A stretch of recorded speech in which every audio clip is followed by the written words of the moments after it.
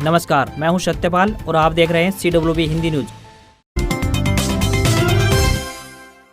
मनोहर सरकार की सत्ता में 8 साल पूरे होने पर सौगातें देने की तैयारी, कर्मचारियों को कैशलेस मेडिकल सुविधा देने का हो सकता है ऐलान। हरियाणा की मनोहर लाल सरकार पार्ट 2 के 3 साल और कुल मिलाकर सरकार के 8 साल पूर्ण होने पर प्रदेश के सरकारी कर्मचारियों के साथ साथ अन्य कुछ श्रेणियों को सौगात देने की तैयारी में है। कर्मचारी संगठनों द्वारा लंबे समय से उठाई जा रही कैशलेस मेडिकल सुविधा की मांग भी 3 साल बाद पूरी होने जा रही है। वैसे कैशलेस मेडिकल दिए जाने से फर्जी बिल और तमाम तरह की अनावश्यक चीजें बंद हो जाएंगी। इसके अलावा भी राज्य के मुख्यमंत्री मनोहर लाल खट्टर 8 साल पूरे होने व 9वें साल में प्रवेश पर कई तरह की सौगात देने की तैयारी में है। वहीं सर्व कर्मचारी संघ हरियाणा के प्रदेशाध्यक्ष सुभाष लांबा का कहना है कि पंजाब सीएम द्वारा ओल्ड पेंशन स्कीम का स्वागत करते हैं। प्रदेश सरकार को भी इसमें देरी नहीं करनी चाहिए।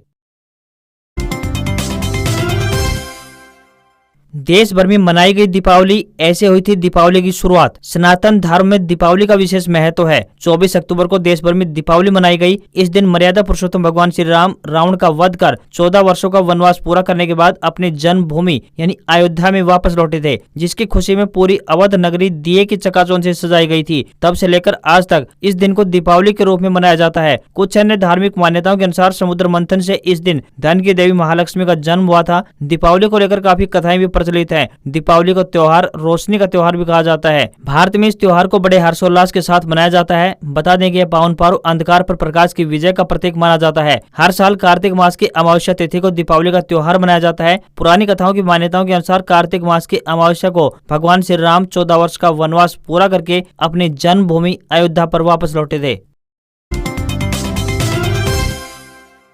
सूर्य ग्रहण मेला आज, सुरक्षा के कड़े प्रबंध। ब्रह्म सरोवर एरिया में पुलिस ने चलाया चेकिंग अभियान। ड्रोन व सीसीटीवी से हो रही है निगरानी। कुरुक्षेत्र जिला में 25 अक्टूबर 2022 यानी आज लगने वाले सूर्य ग्रहण मेले को लेकर जिला पुलिस प्रशासन द्वारा सुरक्षा के कड़े प्रबंध किए गए हैं। सूर्य ग्रहण मेले के दौरान किसी तरह की अप्रिय घटना को रोकने व सुरक्षा व्यवस्था के लिए भारी पुलिस बल को तैनात किया गया है। मेले में देश विदेश से लाखों श्रद्धालुओं के मेला स्थल पर पहुंचने की संभावना है। ब्रह्म सरोवर पर लगने वाले सूर्य ग्रहण मेले में आने वाले श्रद्धालुओं के लिए सुरक्षा के पुख्ता इंतजाम किए गए हैं। ब्रह्म सरोवर के सभी घाटों पर मेटल डिटेक्टर लगाए गए हैं। मेले में आने वाले प्रत्येक व्यक्ति को इन मेटल डिटेक्टरों से होकर गुजरना होगा। मेला क्षेत्र में सीसीटीवी व ड्रोन की नजर में मेले में आए प्रत्येक यात्री की गतिविधियों पर निगरानी रखी जाएगी। मेला में वर्दी के साथ साथ सादे कपड़ों में भी पुलिस कर्मचारियों को तैनात किया गया है।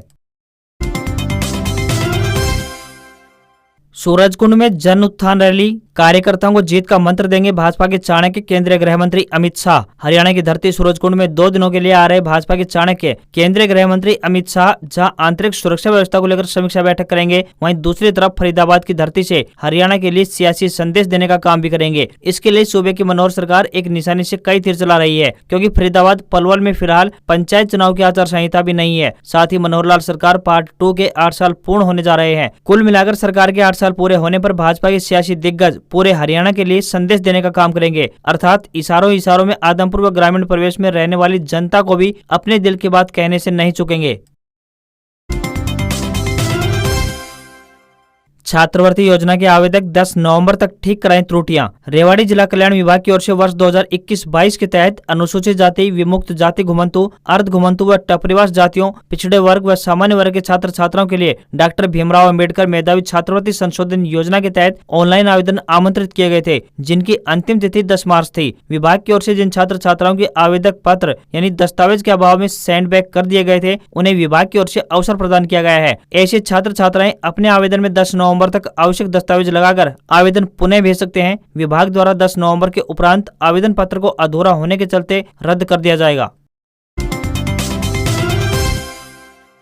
देश भर की सभी राज्यों की सरकारों ने सरसों का ताजा भाव यानी MSP मूल्य या यूं कहें कि न्यूनतम समर्थन मूल्य अलग अलग रखा है। भारत की प्रमुख मंडियों में आज का सरसों का ताजा भाव क्या है, आइए जानते हैं सरसों के ताजा भाव के बारे में। सबसे पहले बात करते हैं हरियाणा के कुछ मंडियों के। हरियाणा की सिरसा मंडी में सरसों का ताजा भाव 6250 रुपए प्रति क्विंटल चल रहा है। तो वहीं हिसार मंडी की बात करें तो हिसार में 6230 रुपए प्रति क्विंटल है। वहीं आदमपुर मंडी की बात करें तो आदमपुर मंडी में सरसों का ताजा भाव 6430 रुपए प्रति क्विंटल है। हरियाणा की रेवाड़ी मंडी में 6,240 रुपए प्रति क्विंटल सरसों का ताजा भाव चल रहा है। वहीं हरियाणा की एलनाबाद मंडी की बात करें तो सरसों का ताजा भाव है 5,850 रुपए प्रति क्विंटल। वहीं बात करें राजस्थान की राजधानी जयपुर की तो जयपुर में सरसों का ताजा भाव 5,830 रुपए प्रति क्विंटल है। वहीं बात करें राजस्थान की एक और मंडी यानी श्री गंगानगर की तो श्री गंगानगर में सरसों का ताजा भाव 5,610 रुपए प्रति क्विंटल है। वहीं राजस्थान की एक और मंडी है चिड़ावा मंडी में सरसों का ताजा भाव 5,630 रुपए प्रति क्विंटल है।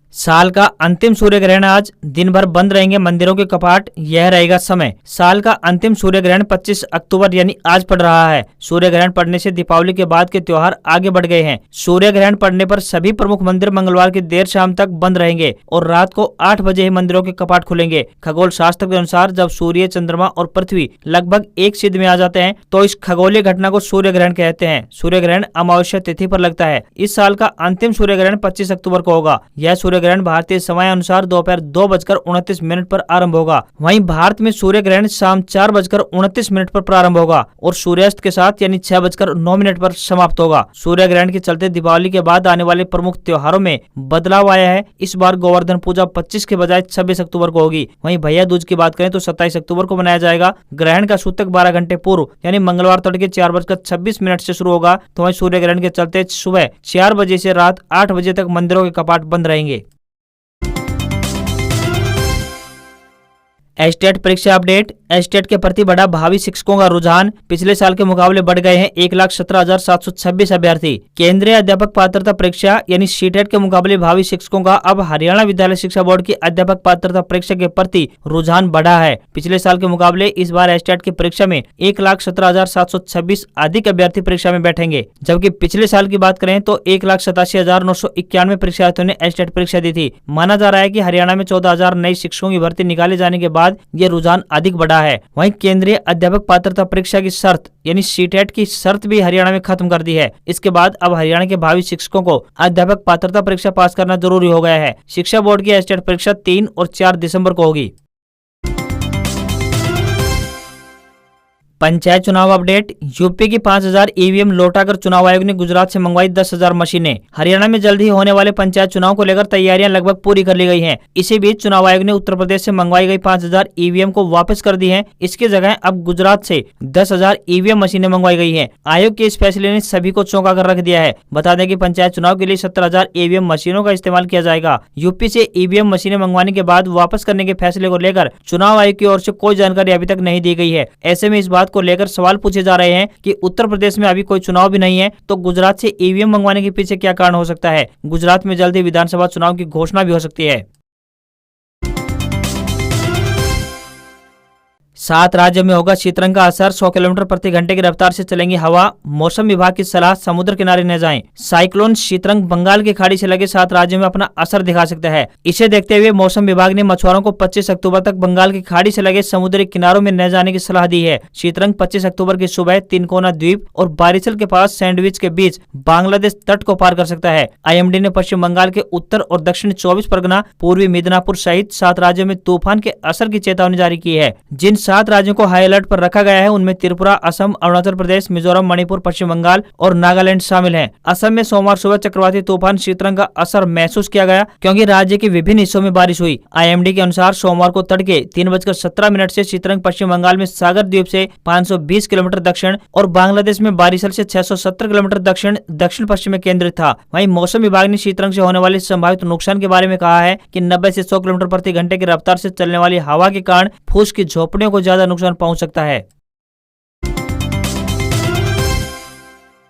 PM बोले बिना ताकत के शांति असंभव। लगातार 9वें साल सैनिकों के साथ मनाई दिवाली। कारगिल में कहा हमने हमेशा युद्ध को अंतिम उपाय माना। प्रधानमंत्री नरेंद्र मोदी ने सोमवार को कारगिल में जवानों के साथ दिवाली मनाई। इस मौके पर उन्होंने कहा कि बिना सामर्थ्य के शांति कायम करना असंभव है। मोदी बोले भारत हमेशा शांति के लिए खड़ा रहा है। हमने हमेशा युद्ध को पहला नहीं बल्कि अंतिम उपाय माना है, लेकिन हमारे सशस्त्र बलों के पास देश पर बुरी नजर रखने वालों को मुंहतोड़ जवाब देने की ताकत और रणनीति है। प्रधानमंत्री ने कहा कि हम सिविलियन लोगों की दिवाली, हमारी आतिशबाजी आतिशबाजी अलग होती है। आपकी आतिशबाजी भी अलग और धमाके भी अलग होते हैं। जवानों से बात करते हुए पीएम मोदी ने रामायण और महाभारत महाकाव्य का हवाला दिया। बोले, यह भारतीय परंपरा है कि युद्ध चाहे लंका में हुआ हो या कुरुक्षेत्र में, अंतिम समय तक उसे टालने की ही कोशिश की गई। हम विश्व शांति के पक्षधर हैं। उन्होंने कहा, आज पूरी दुनिया भारत की ओर देख रही है, जो एक संतुलन शक्ति है। मोदी प्रधानमंत्री बनने के बाद हर साल जवानों के साथ दिवाली मनाते आए हैं। साल 2014 में पहली बार उन्होंने सियाचिन में सैनिकों के साथ दिवाली मनाई थी। यह लगातार 9वां साल है जब दिवाली पर मोदी जवानों के बीच दिवाली मनाने बॉर्डर पर पहुंचे हैं। दिवाली ने मिटाई दूरियां, अटारी बॉर्डर पर बीएसएफ ने पाकिस्तान रेंजर्स को मिठाई दी। कमांडेंट बोले, शांति बनाए रखने के लिए प्रतिबद्ध। दिवाली पर केवल दीपक की रोशनी ही नहीं होती, बल्कि दिलों के बीच की दूरियां भी एक साथ मिठाई खाकर मिट जाती हैं। यही दूरियां बॉर्डर पर भारत पाकिस्तान के सुरक्षा बलों के बीच मिटती दिखाई दी। दोपहर के समय दोनों देशों के बॉर्डर खुले। बॉर्डर सिक्योरिटी फोर्स यानी बीएसएफ के अधिकारी और पाक रेंजर्स के अधिकारी जीरो लाइन पर इकट्ठे हुए। दिवाली के अवसर पर दोनों देशों के जवानों ने एक दूसरे को शुभकामनाएं दी। इंटरनेशनल बॉर्डर अटारी पर दोपहर 11 बजे के करीब दोनों देशों के जवान जीरो लाइन पर इकट्ठे हुए। पाक रेंजर्स ने भी बीएसएफ अधिकारियों और जवानों को मिठाई देकर धन्यवाद कहा। बीएसएफ अधिकारी जसवीर सिंह का कहना है कि बीएसएफ बॉर्डर पर शांति बनाए रखने के लिए प्रतिबद्ध है। जहां उनकी तरफ से मिठाई के रूप में खुशियां पाक रेंजर्स को दी गई, तो वहीं पाक रेंजर्स ने भी उन्हें शुभकामनाएं दी हैं। ब्रिटेन के अगले प्रधानमंत्री होंगे ऋषि सुनक। 28 अक्टूबर को लेंगे शपथ। सुनक को मिला 200 सांसदों का समर्थन। पेनी 26 सांसद ही जुटा पाई। भारतीय मूल के ऋषि सुनक ब्रिटेन के नए प्रधानमंत्री होंगे। सोमवार को कंजर्वेटिव पार्टी के संसदीय दल ने सुनक को नेता चुना। उन्हें चुनौती देने वाली पेनी मोरडॉन्ट ने नाम वापस ले लिया। इससे पहले पूर्व प्रधानमंत्री बोरिस जॉनसन ने भी नाम वापस ले लिया था। सुनक को करीब 200 सांसदों का समर्थन मिला। पेनी के पास यह आंकड़ा 26 ही रहा। 28 अक्टूबर को सुनक प्रधानमंत्री पद की शपथ लेंगे। इसके बाद 29 अक्टूबर को कैबिनेट का ऐलान किया जाएगा। सुनक की जीत का एक बड़ा कारण उनके बैंकर की छवि है। बतौर पीएम ट्रस्ट के विफल रहने का सबसे बड़ा कारण आर्थिक मोर्चे पर विफल रहना था। ब्रिटेन में महंगाई चुनाव का अहम मुद्दा रहा है। ऋषि सुनक भारतीय सॉफ्टवेयर कंपनी इन्फोसिस के को-फाउंडर नारायण मूर्ति के दामाद हैं। सुनक का जन्म ब्रिटेन के हैम्पशायर में हुआ था। ऋषि ने अमेरिका की स्टैनफोर्ड यूनिवर्सिटी से एमबीए किया है। 5 सितंबर को लिज ट्रस्ट ने पार्टी लीडर की रेस में सुनक को हरा दिया था। करीब 50 दिन बाद अब वही सुनक कंजर्वेटिव पार्टी के संसदीय दल के नेता और प्रधानमंत्री बनने जा रहे हैं। वहीं ब्रिटेन के पूर्व प्रधानमंत्री डेविड कैमरन ने सुनक को बधाई देते हुए कहा कि मैंने 10 साल पहले ही भविष्यवाणी कर दी थी कि एक दिन भारतीय मूल का कोई व्यक्ति ब्रिटेन का प्रधानमंत्री बनेगा। आज मेरी बात सच साबित हो गई है। ब्रिटेन के पीएम बने ऋषि सुनक। इन देशों में भी शीर्ष पदों पर चलता है भारतीयों का सिक्का। ब्रिटेन के नए प्रधानमंत्री के रूप में भारतवंशी ऋषि सुनक के नाम पर मुहर लग चुकी है। ऐसा पहली बार हो रहा है कि जब ब्रिटेन में कोई भारतीय मूल का नेता इतने शीर्ष पद पर पहुंचा है। हालांकि कई अन्य देश हैं जहां भारतीय मूल के नेता शीर्ष पदों पर पहुंचे हुए हैं। फिलहाल ऋषि सुनक के अलावा दुनिया में 3 और देश हैं जहाँ शीर्ष पद पर कोई भारतीय मूल का नागरिक है। कमला हैरिस वर्तमान में जो बाइडेन के नेतृत्व वाली सरकार में अमेरिका की दूसरी नंबर की नेता है। वो अमेरिका में उपराष्ट्रपति पद पर है। मूल रूप से तमिलनाडु की रहने वाली हैं। वहीं दूसरी तरफ दुनिया की शीर्ष भारतीय नेताओं के नेताओं में प्रविंद जगन्नाथ का नाम भी बेहद सम्मान के साथ लिया जाता है। प्रविंद मौजूदा समय में मॉरिशस के प्रधानमंत्री हैं। एंटोनियो कोस्टा पुर्तगाल के वर्तमान प्रधानमंत्री हैं और 2022 में जीत के साथ अपने तीसरे कार्यकाल को संभाल रहे हैं। एंटोनिया का संबंध गोवा से है। भारतीय मूल के 200 से अधिक लोग अमेरिका, ब्रिटेन सहित दुनिया के 15 देशों में अच्छी पोजीशन में है। मुहूर्त ट्रेडिंग के लिए 1 घंटे खुला बाजार। सेंसेक्स 525 अंक चढ़ा। निफ्टी 17,700 के ऊपर बंद। तो वहीं आईसीआईसीआई बैंक और नेस्ले टॉप गेनर्स रहे। दिवाली को धन, समृद्धि और सौभाग्य के त्योहार माना जाता है। यह अंधकार पर प्रकाश की, अज्ञान पर ज्ञान की और बुराई पर अच्छाई की जीत का प्रतीक है। किसी भी धार्मिक त्योहार की तरह दिवाली पर भी कई मान्यताएं, रीति रिवाज और परंपराएं हैं। ऐसी ही एक परंपरा है मुहूर्त ट्रेडिंग। इसके लिए शेयर बाजार शाम 6:15 बजे से लेकर शाम 7:15 बजे तक खुले। मुहूर्त ट्रेडिंग सेशन में सेंसेक्स 525 अंक चढ़कर 59,832 अंक पर बंद हुआ। तो निफ्टी में 154 अंक की तेजी दिखाई दी। ये 17,731 के स्तर पर बंद हुआ। एफएमसीजी को छोड़कर सभी सेक्टर्स में खरीदारी नजर आई। 30 शेयरों वाले बीएसई सेंसेक्स में 28 बढ़त में बंद हुए, जबकि 2 लाल निशान में रहे। मुहूर्त ट्रेडिंग का लगभग 6 दशकों का इतिहास है। ये परंपरा 1957 में बॉम्बे स्टॉक एक्सचेंज से शुरुआत की गई थी। बाद में इसे 1992 में नेशनल स्टॉक एक्सचेंज यानी एनएससी में भी अपनाया गया। उस समय ऑनलाइन ट्रेडिंग नहीं होती थी, इसलिए मुहूर्त ट्रेडिंग के दौरान ट्रेडर्स बीएसई में ट्रेड करने के लिए इकट्ठा होते थे। मुहूर्त ट्रेडिंग में आमतौर पर रुझान खरीदारी के पक्ष में होता है। यही कारण रहा है कि ज्यादातर मुहूर्त ट्रेडिंग के सेशन हरे निशान में बंद हुए हैं। आज खबरों में बस इतना ही। देखते रहिए CWB हिंदी न्यूज। नमस्कार।